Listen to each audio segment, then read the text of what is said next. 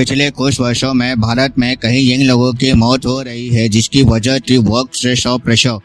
जैसे ये स्टोरी, जहां अर्नेस्ट एवेशेल पेरियर, जो कि एक सीए थी अर्नेस्ट एंड यंग कंपनी में, सिर्फ 26 वर्ष जब हार्ट अटैक के कारण उनकी मौत हो गई 20 जुलाई 2024 में, और वो भी तब जब उन्हें सिर्फ 4 ही महीने हुई थी उनके फर्स्ट जॉब में।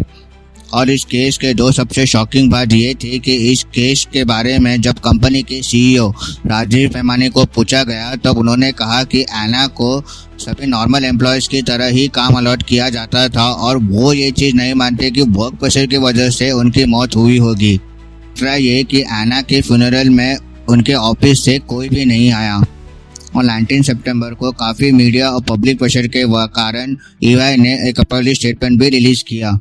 इस केस में मां ने ईवाई के चैनल को एक्यूज किया कि कंपनी के ओवरवर्क के कल्चर के कारण उनकी बेटी की मौत हुई है, और ये केस काफ़ी सफल रेस करते हैं इंडिया में कहीं टॉक्सिक वर्क कल्चर के बारे में।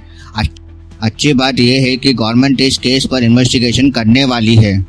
ये सिर्फ एक केस नहीं है। 24 सितंबर 2024 को एना के मृत्यु के एक महीने बाद एक और केस आया। लखनऊ के एचडीएफसी बैंक के एक एम्प्लॉई सादफ फतिमा, जो डेप्यूटी वाइस प्रेसिडेंट के तौर पर पोस्टर थी, वो बेहोश होकर गिर जाती है ऑफिस में, और जब तक उन्हें हॉस्पिटल लेके जाते हैं डॉक्टर्स उन्हें डेड घोषित करते हैं। और ये केस एम्प्लॉयज़ के हाई प्रेशर वर्किंग एनवायरनमेंट को दर्शाता है, जिसके वजह से कई यंग और मिडिल एज लोगों की मौत होती है।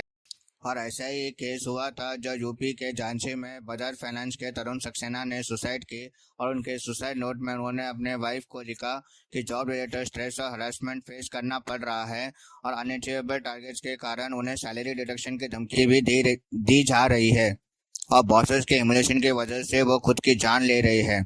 इन तीनों ही केसेस में ज़्यादा वर्कलोड, सारा सपोर्ट ना मिलना इंडिया की लॉन्ग वर्किंग आवर्स और हाई स्ट्रेस वर्क एनवायरनमेंट को दिखाती है।